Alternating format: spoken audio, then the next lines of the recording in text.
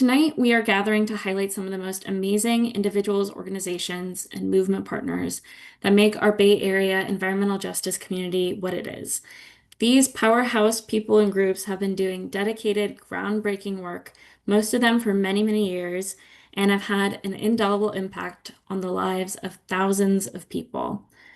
Each of our awardees this evening are an inspiration and showcases the power of grassroots organizing in our communities. I don't think I had to tell you all that we are living in times where the powers that be are ramping up their existing tactics to divide, distract, and disempower us. But I believe that everyone on this call also knows, as well as I do, that fighting injustice and protecting our communities from people and systems that intend to cause us harm, fighting that is what we do. So our awardees this evening, Miss Margaret Gordon, Napa Schools for Climate Action, Kamillah Ealom, and the Asian Pacific Environmental Network have been pushing for change and empowering their communities to take action. And tonight is a time to take a moment and show our solidarity, love, and gratitude for these change makers in our movement. And so, without further ado, I am going to start us off this evening by passing the mic over. And let me also share my screen again. Um, and um, Tee up our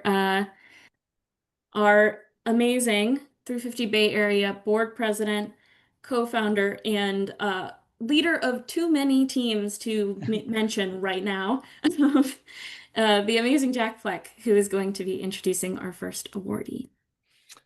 Okay, well, thank you, Zoe. And it's really, really a great honor to introduce Ms. Margaret Gordon. I can't remember when I first met Ms. Margaret, but it was quite a few years ago. But she's definitely a person that once you meet her, you'll never forget her because she's feisty, she's outspoken, she's on target. And she's somebody you want on your side because you don't want to be up against her because she's a force of nature. Ms. Margaret Gordon has been working to empower her West Oakland neighbors to confront air pollution since 1992. She co-founded the West Oakland Environmental Indicators Project. She served as a Port of Oakland commissioner, and she initiated several comprehensive citizen science type data collection and mapping efforts to reduce emissions and pollution in West Oakland and beyond.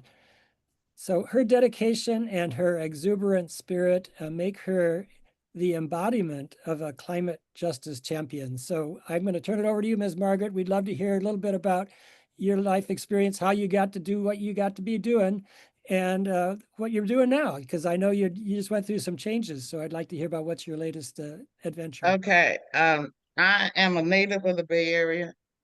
Never lived any place else. Born in Richmond, California, raised raised in San Francisco. I've lived in Berkeley, and my final for the last 32 plus years, I've been living in West Oakland. I went to a meeting in 1994, and like I said previously, I just left. I retired from the organization that I started in April of 2025. I just left. My new position, I have called a community scholar that supports young engineers, scientists, policy, and management, administrative students want to be engaged in environmental justice, climate justice, and how to use, also training how to use justice research as part of their platform to be knowledgeable once they start working with community. This project is something 16 years ago came out of the engagement with the former mayor and Congressperson Ron Dellums. So it's the Dellums Institute, and they perfected to bring two LLCs to this project. and that is called, one of them is Just Cities. So this work is all about how to take research, which has always been the cornerstone of the work that I did and with West Oakland Environmental Indicators, doing community participatory research as the baseline to challenge agencies, regulatory groups, scientists, engineers about what was the root causes of root causes of pollution in West Oakland. And one of the things that we found out was that there were so many trucks coming from the Port of Oakland, and that the business relationships to support those trucks were all throughout West Oakland. People don't know West Oakland is the community between the three freeways, 980, 580, and 880. On the average, we can have up to 2,000 trucks delivering and picking up containers at the Port of Oakland at any in a 24-hour period. But also we have the cumulative impact, not only just from the trucks, but we have the trains in one neighborhood, we have the ships in one neighborhood, we have the cargo handling equipment, and also the trucks that all use diesel fuel. And we've been fighting and struggling to push the Port of Oakland and the state of California to do other alternatives to produce planning for zero emissions. Like Jack said, whoever said it, that I was a commissioner for 5 years. I was the first Black woman, the first resident in the 80 years of the port to and had the background in doing environmental justice to challenge all the industry practices that have that cause pollution to be as an overburden and a health issue in West Oakland for over 30 years. One of the I have about 3 victories in the last 3 years I remember. One is rerouting the trucks from parking, rerouting the trucks out of the neighborhood to a main thoroughfare so they could get to and from the freeway. The development of the electrification plug-in of the ships when they come into the Port of Oakland. And the last thing was also being engaged with new policy that made the port become a real local partner around emission reduction planning. So I've been in the forefront on many of the things that have produced zero emissions, and also changing the practices that the port has had that have had and done over the years. So my most recent engagement, like I said, is with students and professors, and also with state agencies. How do you keep residents, our community at a table to do planning, to do initiatives, to do programs and projects around emission reduction plan? So that's been my work for over 32 years. And it's been very significant that having been in places and spaces that I had not went to school for, to be challenging government, agency, regulatory about the things that they did not do, have not done in relationship to reducing pollution in West Oakland.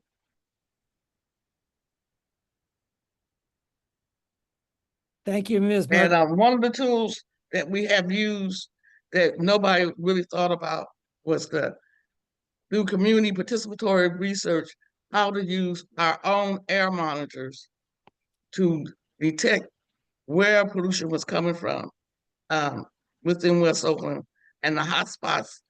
The hotspots was the highest level was being generated, and also with the legislation in 2016, 2017 of AB 617, where legislation passed and gave funding to communities like West Oakland. As of right now, it's 19 communities in the state of California that do their own air monitoring and emission reduction planning. So that is, I know that's a lot, but that's a 30-year work of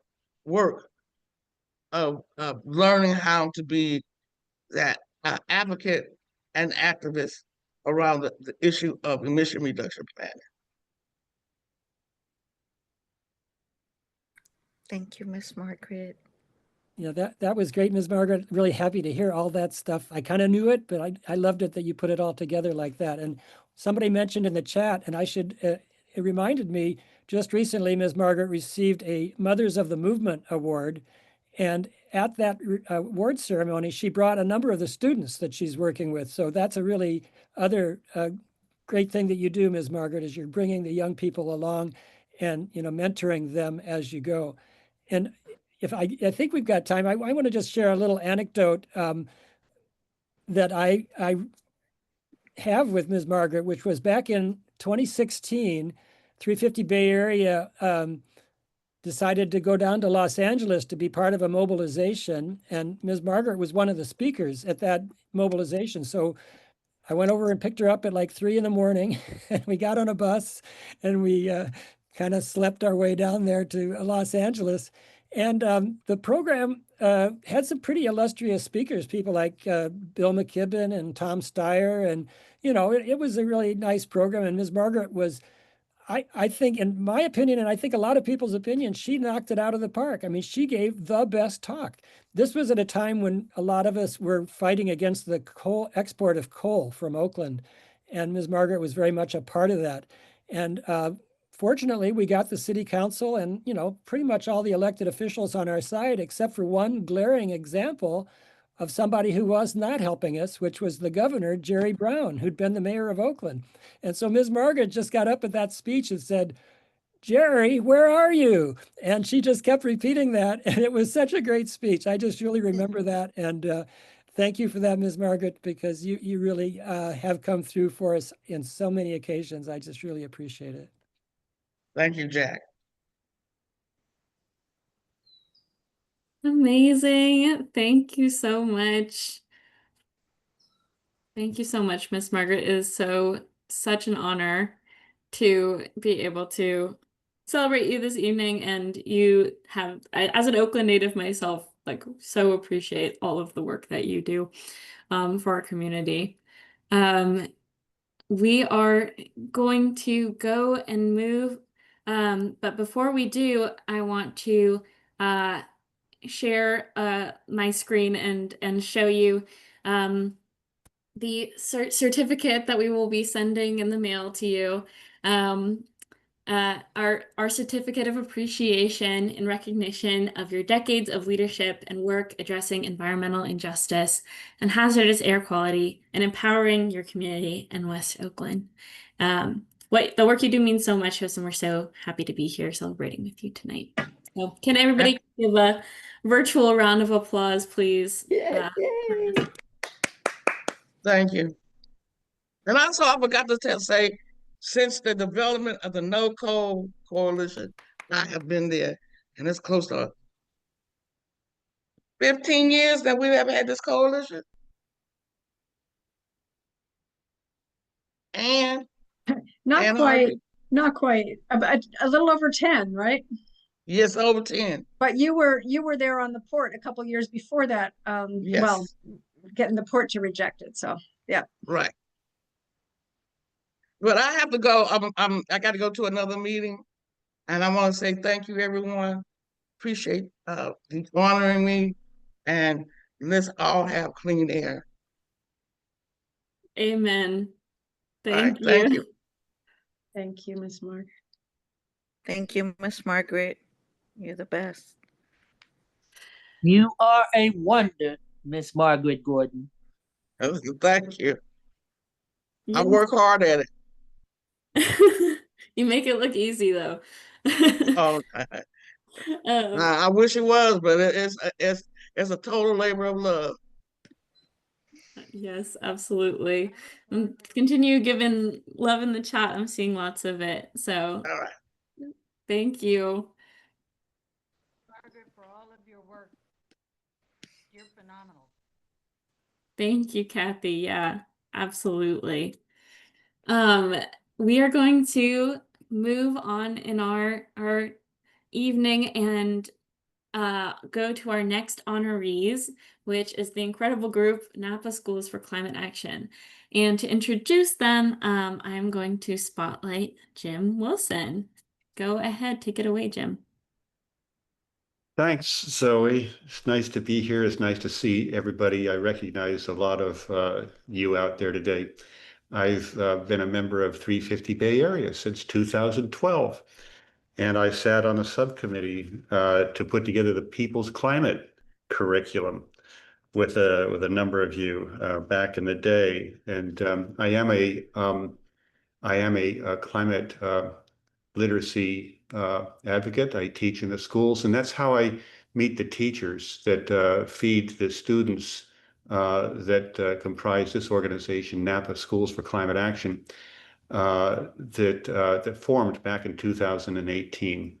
You'll learn from the student presenters tonight, Arya and Sophie, a lot more about their organization, but I'm just very proud to be able to work with them as their liaison, their community advisor, and to be able to teach in their schools frequently about their successes.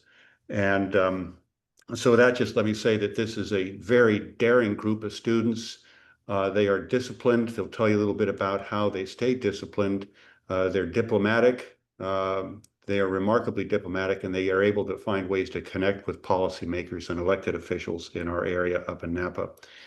And it is humbling to see how totally devoted they are to their cause at their young age, to be able to turn this passion into such productive work that brings, the community together around the climate emergency, and to win pledges to mobilize to stop it. And so with that, I am very happy to introduce to you tonight Sophie Wassef and Arya Adai.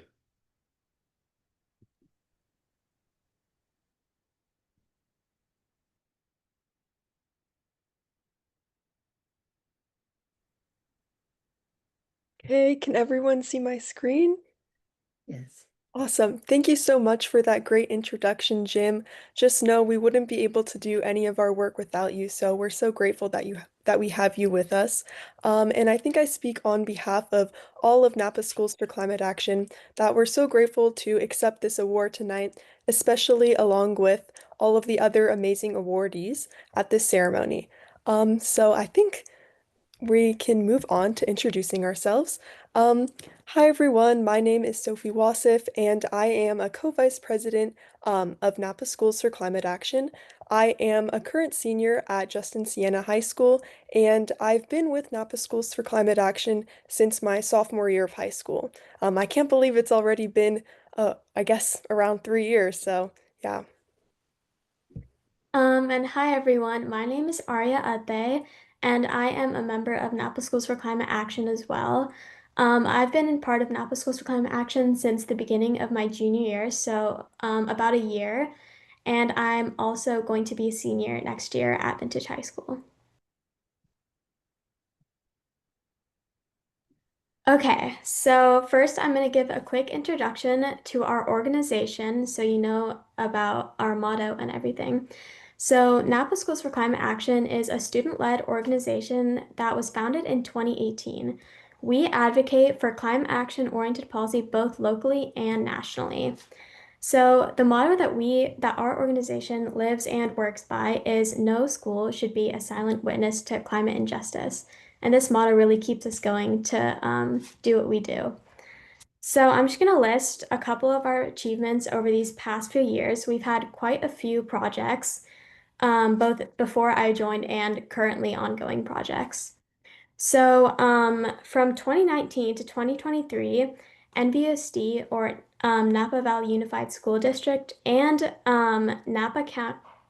NVUSD was the first to pass a climate emergency resolution, followed by each of the 5 cities within Napa County itself, and the Napa Resource Conservation District, also known as the RCD. Additionally, through a lot of lobbying and many public comments, American Canyon and Napa both approved and included the 2030 net zero emissions target in their general plans for the next decade or so, which has been a great achievement. Finally, as part of one of our more larger projects, named the Fossil Free Future Project, all Napa County cities have now banned new and expanding gas stations, which is a huge step towards clean energy industry.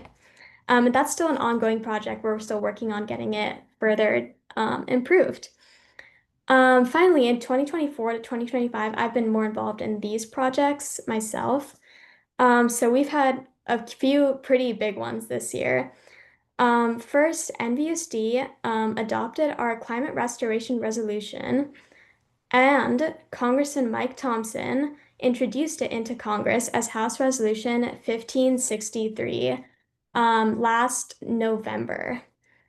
So yeah, that was a pretty big project, and we worked on a lot of outreach to get co-sponsors. And finally, one of our projects that's been going on since our founding is the Our Future is in Your Hands Creative Peace Contest, which is an art contest for high school students across Napa to express their feelings about climate change. And this is now its 4th year, and we are about to, finish up this year's contest this summer. So that's just a quick rundown on everything we've done since 2018. Awesome. Thank you for that great summary, Aria. Now I'm going to talk a bit about our more recent policy efforts, which Aria touched on in her summary. So first, I'll start with the authorizing the call to climate restoration resolution.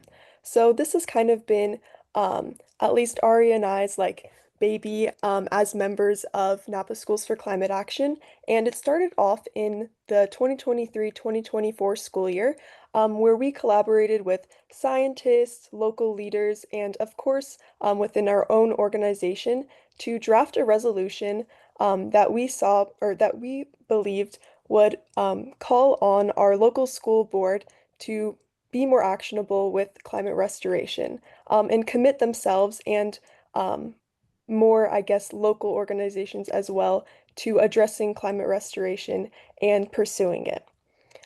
So in April of last year, 2024, we got it passed by our local school board, and this kind of ignited our larger project, which is our congressional climate restoration resolution. So back to our NVUSD resolution.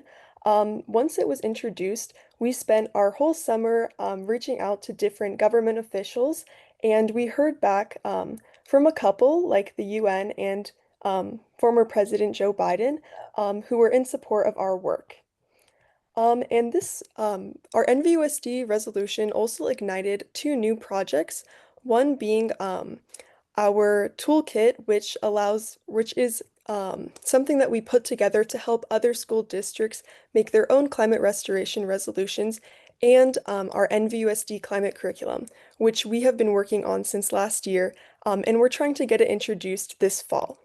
So, once we saw the success of our NVUSD resolution, we knew that we wouldn't be able to stop there, and we would want to bring it to a higher level, the congressional level. So while we were also doing outreach for the NVUSD resolution, we were also working with our local congressman's DC office to adapt the resolution language to fit a congressional level.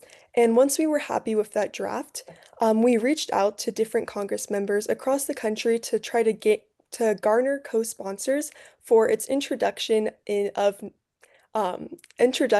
November of last year, and that's when it was introduced into the 118th U.S. Congress. And right now, we're working on trying to get it reintroduced into the 119th U.S. Congress.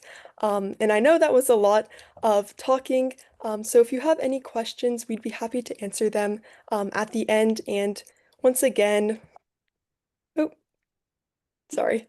Once again, we're so grateful that you have given us this platform to talk about our work and our achievements, especially alongside all of these other amazing awardees. So Aria, do you want to add anything else? Yeah, I kind of just want to add on to what Sophie said. We are so honored to be here with all these climate leaders, and yeah, thank you so much for honoring us. And we hope you enjoy the rest of the event.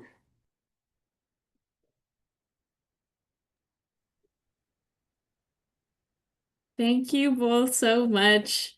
It was so great hearing about this. And can we get a round of applause virtually or in your screens for Arya and Sophie? What an amazing presentation and what amazing accomplishments. Like truly spectacular and like so inspirational for uh, other young people to be able to have concrete action that they can take in their school district. And what amazing wins. Like it is uh in this movement, I think it is a little bit difficult to like eke out that change, and for you all to have done so much in just a few years is really amazing. So give lots of support in the chat for Aria and Sophie, please. And I will share my screen and show you the award that we are going to be sending you of our appreciation in recognition of your efforts and success in pushing for sustainable policy throughout Napa County, including setting new goals for emission reduction and achieving bans on new and expanded gas stations, and empowering students in your community to take climate action. So another round of applause, please. And if anybody has questions, please make sure to stick around to the end and we can do that during our Q&A. Thank you very much for being here. We really appreciate it.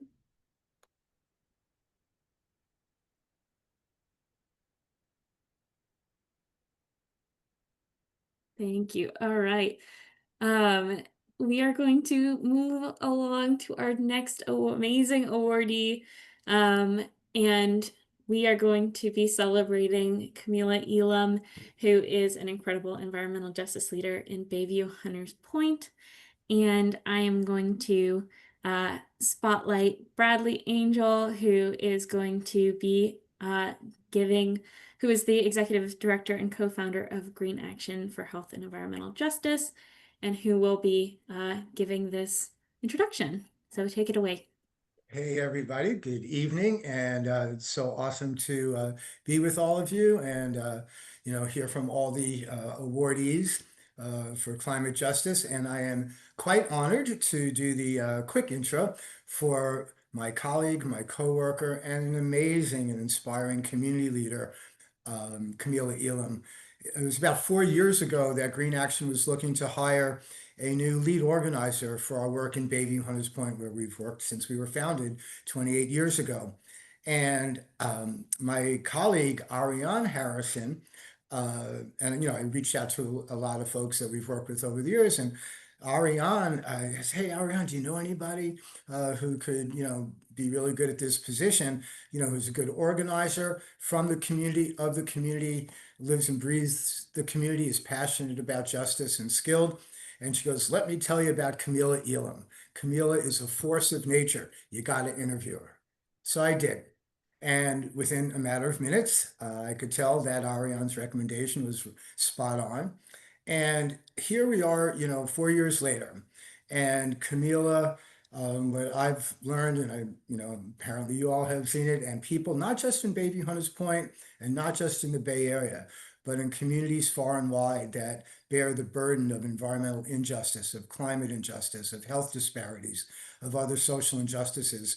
Kamillah embodies environmental and climate justice in everything she does, in every breath she takes on this earth. She's a leader, not just at Green Action, but also I really want to, acknowledge her amazing work with, many community folks, and including All Things Bayview, a small but really important and growing community group that she's helped mentor and nurture, and they've really stepped up to be amazing leaders as well. So with that, let me pass it to my colleague and comrade, Kamillah Ealom.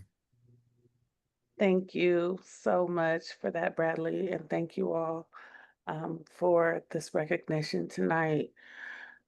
When I think of climate justice in my community, I think of my childhood and today's youth determined to survive despite daily disparities at home, school, and in policies that deprive Bayview Hunters Point residents of equity. As a young community leader at the age of 13, my community lifted me up, expecting greatness despite me being in foster care. I am so thankful to be a part of an intergenerational legacy in my community. Together, we will continue to raise awareness of our environment and social challenges and build community ambassadors to challenge inequity, inequality, systematic racism, and demand equity, accountability, and sustainable living. As a descendant of the Kamillah Ealom tribe and as a community resident, I am deeply thankful to be recognized this evening. However, this honor reminds me of all the work that still needs to be done.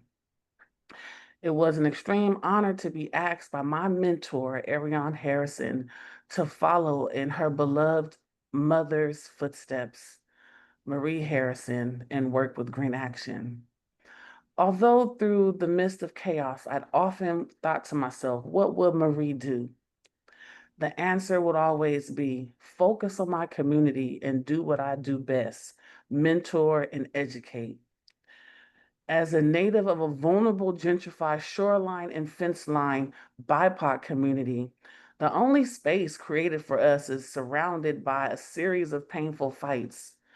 Despite being surrounded by some of the largest standing sources of toxic pollution, Bayview Hunters Point is home to residents who tirelessly fight to stay healthy, even as socioeconomic barriers suggest they don't deserve quality lives.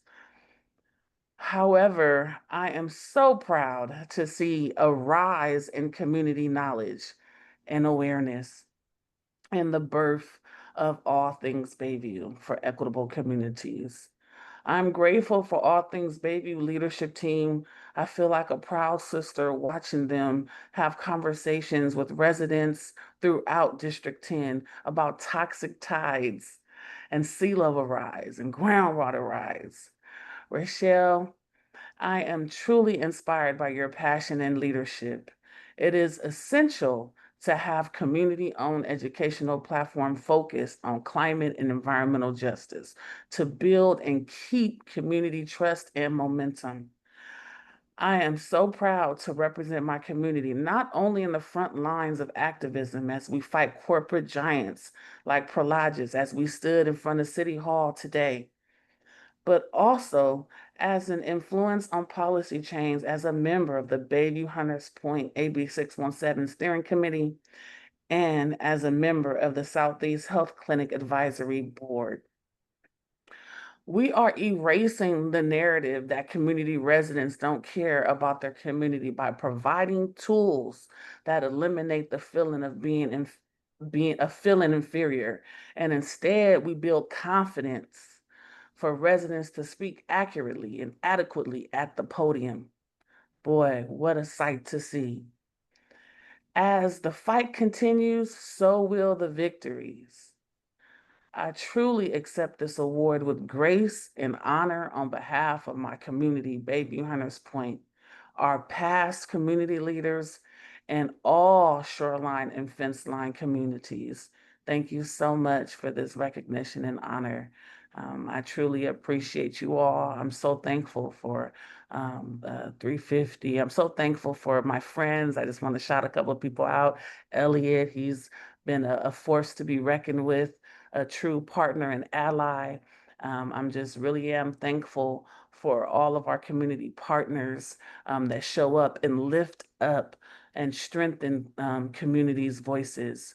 And so we are truly appreciative and look forward to fighting beside you all and supporting you all in your journey as you guys support us as well. Thank you. Congratulations. Thank you so much for being here and for giving these great words.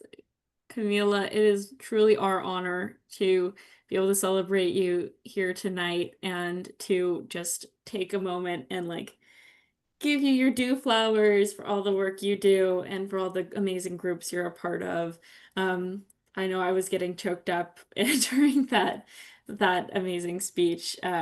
So thank you, thank you, thank you. And if we can get a round of applause from folks, and lots of love in the chat I'm seeing. So really appreciate everything you do for our community here in the Bay Area. Yay! Seeing lots of great comments. And here is the award you will be getting in the mail of our appreciation and recognition of your tireless organizing and advocacy for environmental justice in your community of Bayview Hunters Point, your achievements in educating and engaging community members and government stakeholders towards this goal, and your work to improve health and public safety for all. So one more round of applause, please. And we will say thank you so much for everything you do. Thank you. We are going to move on and go to our next awardee. Amazing group called APEN, or Asian Pacific Environmental Network. They are a grassroots climate justice organization here in the Bay Area and throughout California. And I'm going to pass it over to Claire Brown, who is going to be giving our introduction for this group.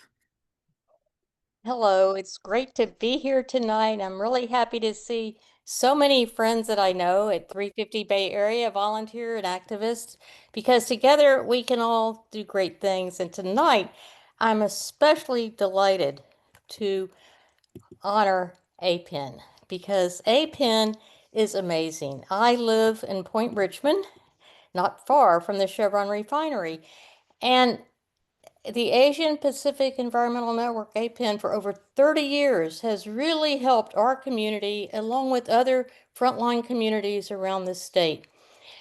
I got to tell you, without APEN's help, we would actually have a much worse situation in Richmond. Let me just tell you a few things that they've done for us. Because their leadership's been powerful and helpful, because they lead at the front line and they really educate and help the community come together. Especially if we all remember the disastrous fire at Chevron in 2012. And APEN really helped follow that up, getting health care and other ways to help the community. It was really a disastrous time for Richmond. APEN has never wavered from its mission to build the collective power of Asian immigrant and refugee communities and to fight for a world where all Californians can live in a clean, healthy environment, no matter the language, income, or country of origin. I worked with APEN on the no coal in Richmond, which followed the no coal in Oakland, to stop the coal trains from Utah that dumped toxic piles of coal, and then coal and pet coke were shipped from Richmond to Japan, and our kids and families were suffering from coal dust and toxic air. I remember the APEN youngsters sitting on the floor at a Richmond City Council meeting to urge the council members to stop coal exports so the kids could have less asthma and better health. In 2024, APEN helped lead a historic victory in Richmond, where a coalition of APEN, CBE, and SEIU forced Chevron to pay the Richmond City Council $550 million over the next decade. This was amazing. With APEN's multilingual organizing, cross-generational solidarity, and years of deep work that built trust and community power, Chevron didn't pay up out of generosity. They did it because APEN's members made it politically impossible to keep poisoning Richmond without consequences. So I've got to tell you, as a Richmond resident and with other frontline communities across the state, we're extremely grateful to APEN for all the organizing and powerful work they've done. But tonight, I'm especially pleased that Emma Ishii, the local policy coordinator for APEN, especially here in Richmond, is here to receive APEN's Climate Champion Award. I've been at rallies and marches that Emma has helped organize against Chevron, and also with her at town halls, where Emma has provided excellent talking points to CARB and CEC leaders about the importance of including EJ communities in designing policies for transitioning to clean energy. APEN provides a national model for what climate justice should look like when led by frontline communities. Emma Ishii is an amazing APEN organizer and community leader, and we thank Emma and APEN for showing us what transformative economic justice looks like and for reminding us that when we organize, we win. Thanks, Emma Ishii, for being here to receive the APEN award, and thanks for all you do for my hometown. Thank you so much, Claire, for that amazing introduction. And thank you, 350 Bay Area, for the honor tonight. Good evening, everyone.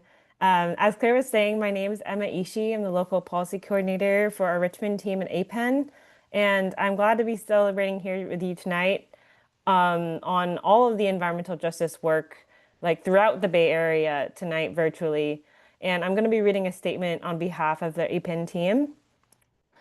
So, like Claire was saying, for over 3 decades, APEN has been organizing with the Asian immigrant refugee community in Richmond, Oakland, and most recently in Wilmington, where we also have a refinery community. And we're working in all of these different communities and across the state to fight for a healthy and clean environment where we can breathe clean air, drink clean water, and have the resources we actually need to thrive. Many of our Richmond members came to the Bay Area seeking refuge from U.S. wars in hope that their children and their children's children might find a better life here. They got jobs as preschool teachers, janitors, pile drivers, warehouse workers, social workers, and they found one another and built a community, looking after each other's kids, setting up grocery stores, organizing cultural spaces and celebrations. But many of them had no idea that they moved in next door to one of the state's biggest polluters, the Chevron Richmond refinery, until it exploded in the 1990s and again in 2012, until more people and more families in our community started getting sick, with a lot of our members and their families being directly impacted. But at APEN, we also have a long history of fighting for our families and planting seeds for a healthier future. Together with our allies, many of the people in this room, like 350 Bay Area and even West Oakland Indicators Project, we've stopped expansion of coal trains. We've expanded rent control, planted community gardens, brought solar to thousands of renters in low-income affordable housing buildings. And as Claire was saying, most recently, we helped to lead the push for the $550 million settlement in the city of Richmond. And we're really focused on this year making sure that that money actually reaches residents and has tangible impacts on their built environment, and also trying to build out what a future and what our economy could look like locally if and when Chevron closes. So just wanted to say that we're deeply proud of this work that we've accomplished in both refinery transition and community resilience. And especially in this moment when we're facing even greater threats and a whole lot of uncertainty, both abroad and locally, our solidarity with each other and working together really matters. So we look forward to continuing our work together and building out the future that the advocates and leaders in this room I know wants to see together. So thank you again. And I just wanted to say that personally, I've more recently come to the environmental justice work, and I'm humbly learning from so many of our members directly and our staff on how to really stand in those values in the face of some of the most powerful and well-resourced opponents that we are up against. So, and it's also been really great to work with 350. I've done a lot of work on the Contra Costa level. I just want to shout out their work there. And I feel like a lot of this work isn't really possible without these coalitions. And so just wanted to really say thank you for the honor. And it's great to be here tonight. Yeah. Thank you, Emma, so much for being here and for sharing all about your work and the work that APEN does. It really is truly incredible and groundbreaking historic work that is happening here in the Bay Area, and just amazing, amazing work. If people could give a round of applause and put some appreciation in the chat for Emma and all of the work that APEN does. We really are so happy to be working in coalition and in solidarity with you and with the other groups on this call. And this is a certificate we will be mailing you in recognition of APEN's decades of transformative environmental, social, and economic justice work, empowering and organizing frontline communities, and your groundbreaking efforts in making Chevron pay for the damage that they have caused is amazing. We so appreciate everything you do. And we just give another round of applause, folks, please. And thank you for being here tonight to accept the award.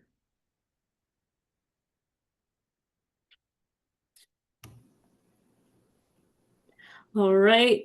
Thank you, APEN. Thank you. Thank you. Thank you to all of our amazing honorees.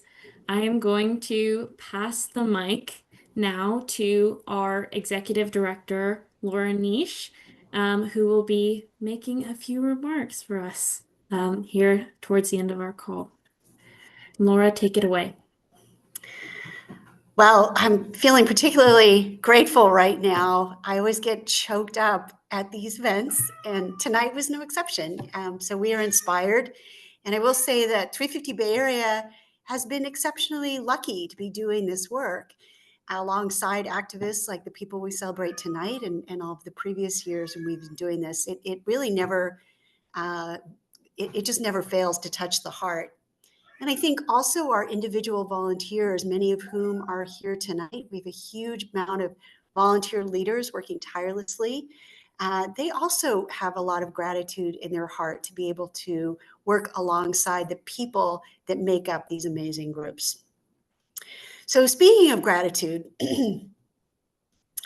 tonight we are also very pleased to honor and appreciate a member of our own group, Jack Lucero Fleck, who maybe we can add the spotlight to him as well. Surprise, Jack. Jack is a founding member of 350 Bay Area and 350 Bay Area Action, and he's been on both of those boards since they were formed, serving as treasurer and now president of 350 Bay Area. He also leads the transportation and 350 Bay Area, 350 East Bay teams, consistently pitches in when it's time for CARB to update the scoping plan. We'll be happy to tell you all about that another time. And also when the Energy Commission is updating California's efficiency building codes. He also helps steer the Climate Emergency Mobilization Task Force and the John George Democratic Club. But that's not all. We are here to sing his praises because Jack also pitches in behind the scenes, doing a whole lot of, frankly, tedious administrative work, like managing the insurance issues, filing state reports to keep us compliant. And Jack has long been the go-to person to arrange for permits and porta potties for demonstrations, big and small. So we are just so excited to also honor Jack tonight. And first we have to ask, Jack, was this a surprise or did it leak out? I had no idea.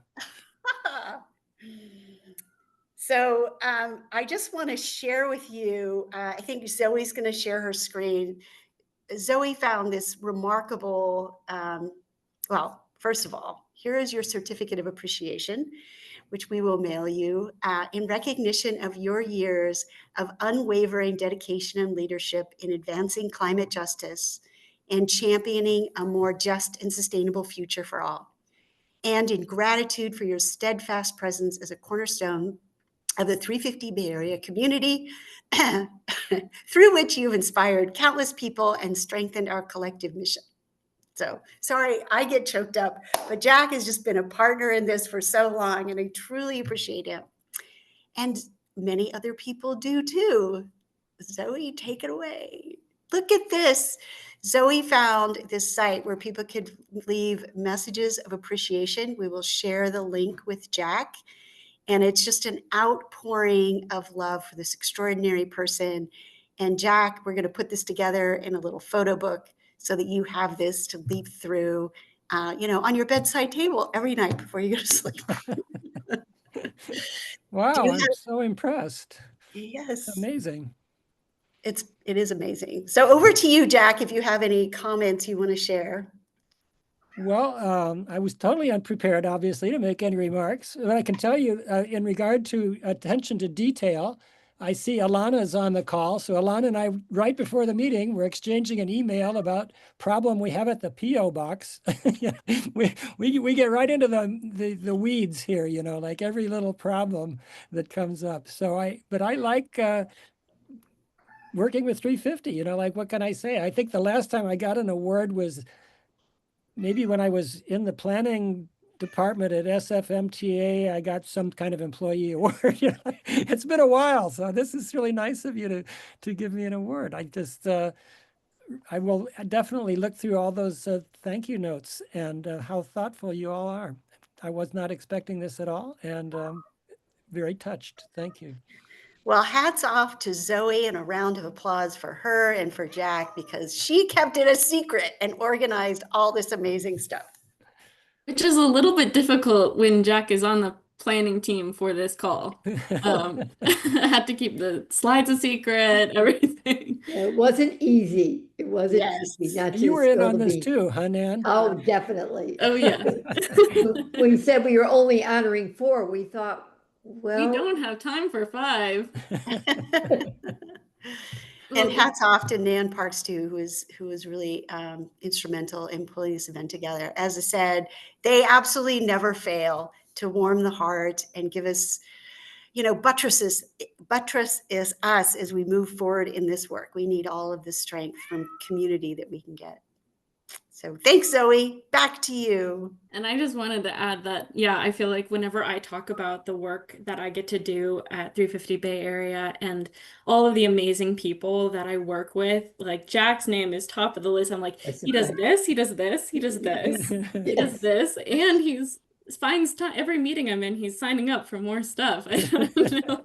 Well, he also writes songs. And he also writes amazing climate parody songs that all of you, I hope, will get a chance to hear at some point. But if we could please get a round of applause in the chat for Jack and all of the work that he does for our community. Well, thank you, all. Jack. Thank you all so much. I just love working with you, and I can't think of anything else I'd rather be doing. So thank you. Thank you so much. I'm going to move us along, and I'm so satisfied that we kept that secret until until right now. And I'm going to open up the floor. It is 7:30, so we have got lots of time here, and open up the floor for questions for any of our amazing honorees tonight, including Jack, and unfortunately not Miss Margaret, as I believe she had to hop to another meeting because she is very important and busy. But please, if anybody has any questions and would like to either raise their hand, put it in this chat, or come off mute for any of the awardees that have spoken tonight, please go ahead. We'll take a few minutes here.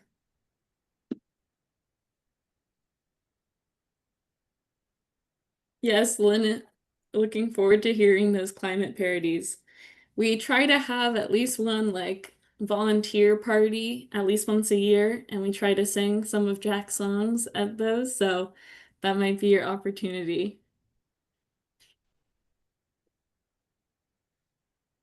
I know I'm curious about what the process is like to introduce, to work with a congressperson and introduce a bill into the Congress if either Sophie or Aria are able to take a question. Yeah, definitely. I think we had an easier time going with this because we have a good relationship with Congressman Thompson. So he was really open to hearing what we had to say and working with us. And his office was also amazing. But it comprised of a lot of early morning meetings, since we're a coast apart. And a lot of back and forth emails, but their office was amazing to work with, and I learned a lot through it. Um, yeah, that's what I have to say. Jim or Aria, do you want to add anything? Yeah, I agree. And I also think that his legislative fellows that we've worked with, Brian Kenizer and Declan Hayes is the new one, but they've been so helpful in like getting us, helping us like reach out for co-sponsors and stuff like that.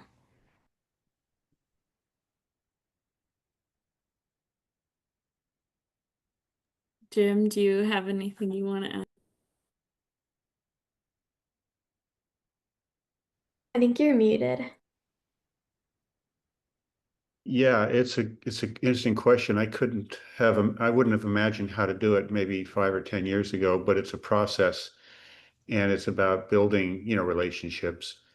A couple of the Napa Schools for Climate Action members interned for Mike in his Napa district office for a couple of years ago, and that began to build, some trust, I think, and they got to know Mike and his local staff because they would go to his various fundraisers, they would table, and they were a regular fixture, and so that leads, from one thing to another, I think. And this group was really on the forefront of the climate restoration, say movement, if you will. That is geologic scale negative emissions, primarily, marine CDR and in that type of thing.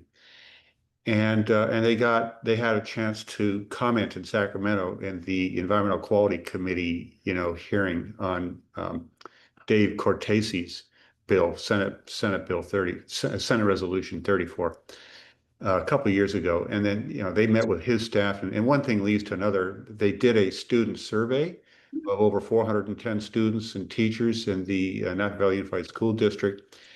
And like you say, they met with trustees, administrators, teachers. They had their champions in the various schools, and they put together an enormous package to get their request for a climate restoration action resolution to pass the school district's policy committee. And then that led to, a hearing for the Board of Education.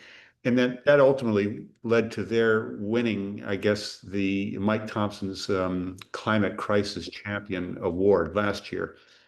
And that led to the ask, let's do this on a national level. And so that's their experience with this. It was very exciting. And right now, they're trying to find student volunteers to reach every Congress member in the next few weeks, looking for original co-sponsors to this virtually identical resolution as it's being reintroduced in the new Congress. Amazing. Thank you. Super fascinating and super interesting work. Do we have any other questions that people have? Elliot, go ahead.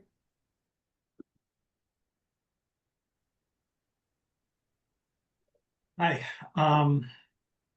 This was really great hearing about the amazing work that we're doing.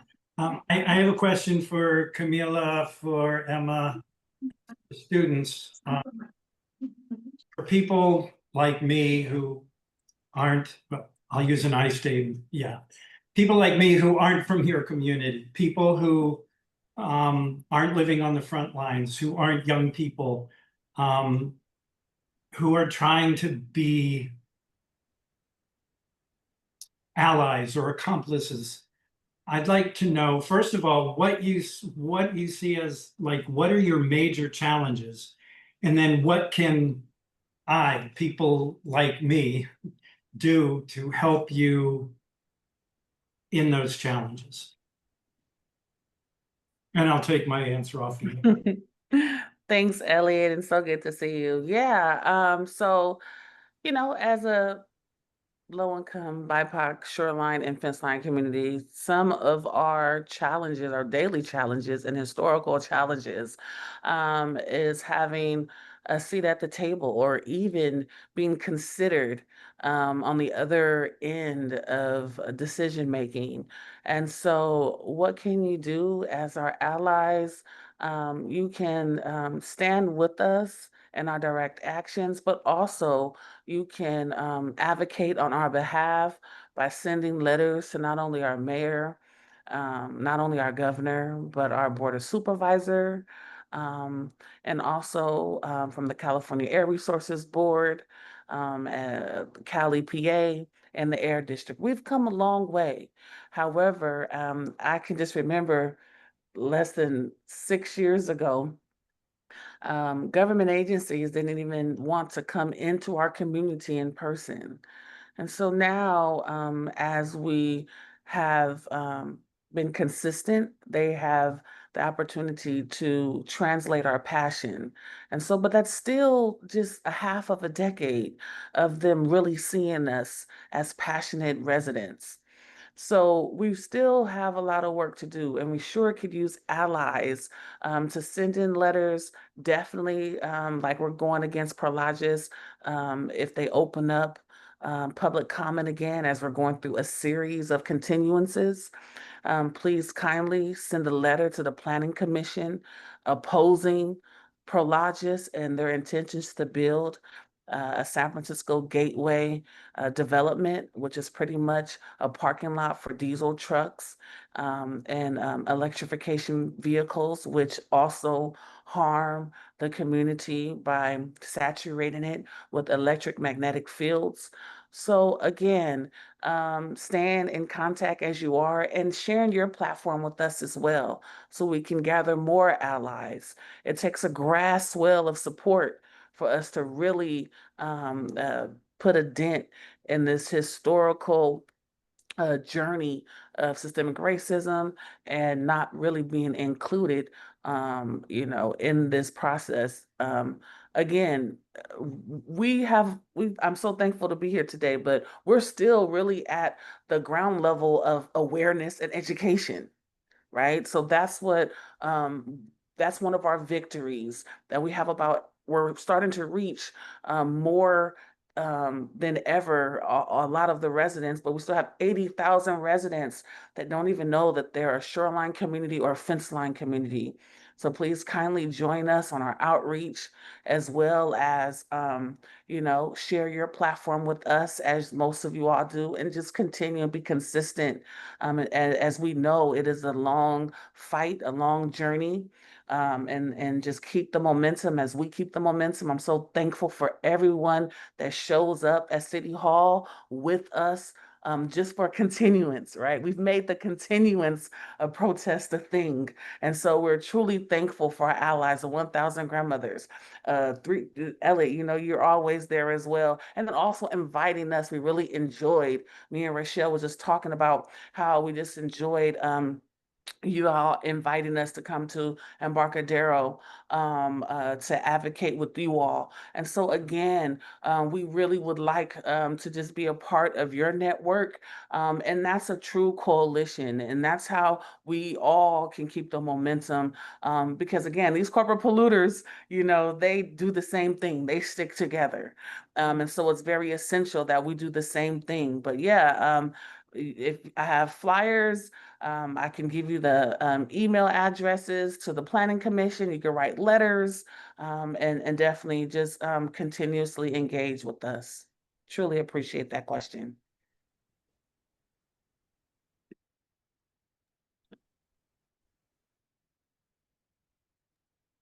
I'd love to hear if the other, if Emma or the students have a would like to answer, but I also, if I could, have a follow-up question.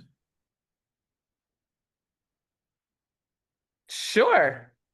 My follow-up question is, and again, from any of you, when we write those letters of support, do you think we should put in our statements that we are not from that community, to make the point that you're not alone and that we're paying attention? This affects us all. I often wonder that, and just curious what you all think. Of course, it's solidarity. And again, even this Prologis, so just visualize this proposed development will be the largest industrial development in San Francisco history. And so the emissions, the air pollution, it's not only impacting Bayview Hunters Point. Sea level rise isn't just impacting Bayview Hunters Point groundwater rise, it's impacting the whole city and the whole entire Bay Area as well. We breathe what West Oakland breathes.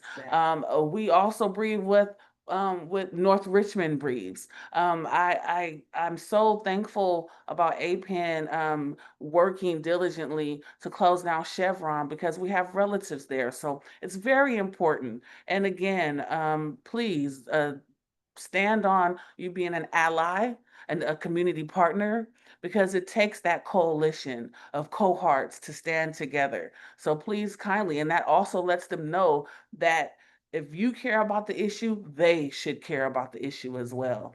And again, I think that will help them also visualize lives on the other ends of their decision-making process, because we're not alone. You are standing with us. So please kindly, you know, speak your truth as being an advocate and an ally of all community organizations and communities that are on this call today. And to be honest, beyond, right? It's important that we, even in Palestine, I stand with my Palestine brothers and sisters. So just beyond, activism is activism.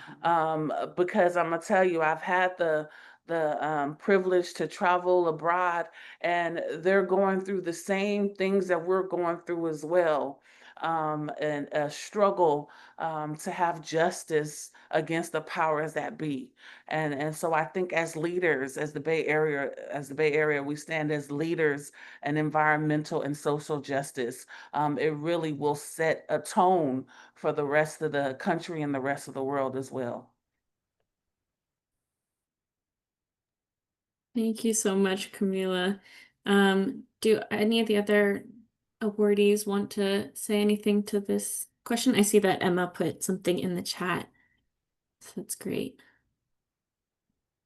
I agree with everything that she said. And I think like based on like Napa Schools for Climate Action's experience, like when there are more people supporting you, you get better results. So yeah.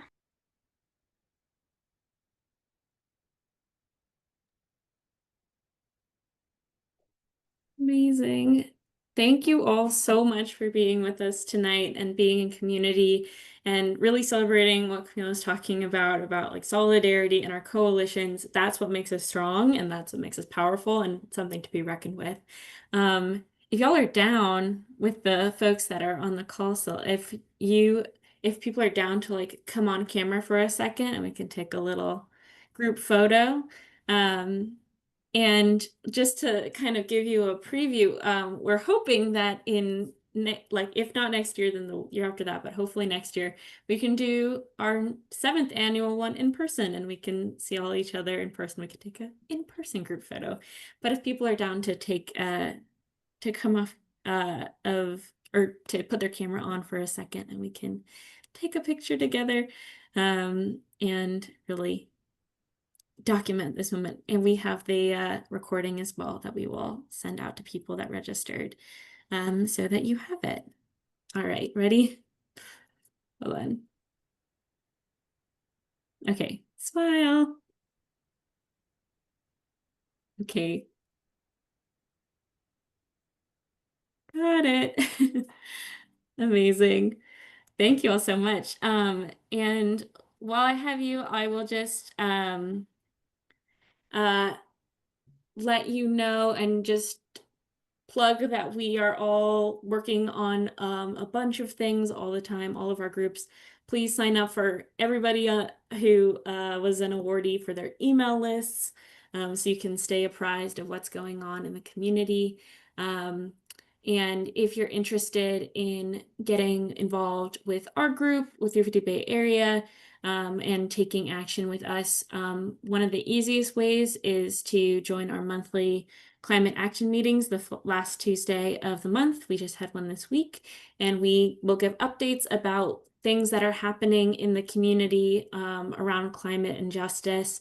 We will talk about upcoming events, and we will take 3 to 4 actions that you can take from your phone or your computer, calling our reps, writing letters, signing petitions, things like that. And if you have an action that you would like us to highlight on those meetings, just send me an email. And this is the link to our monthly climate action meeting, and I'm putting my email in the chat as well. We are also working on a fight for utility justice and fighting against PG&E and their corporate greed, as well as other, corporate greed, as always, the enemy. So if you're interested in that, shoot us a message as well, and we can help you join in that campaign. Want to give another round of applause. If everybody can give a round of applause for our amazing honorees tonight. Also want to thank Monica and Laura for helping with tech and doing all of that stuff. Jack and Nan for helping plan this event. And for Isabel, our graphic designer, for making our gorgeous graphics for this event. Thank you all. Thank you to all the volunteers that are here, all the community members. It is so great to be in community with you all. Thank you so much and have a great night. It's so good to see you, and I hope you have a great one. And thank you, Zoe, for being a wonderful MC. Thank you, Nan. And thank you, everybody, for my surprise award. That's great, Jack. You deserve it, Jack. You deserve it. Yes. Okay. Good night, everybody. Good night. Good night. Have a good one.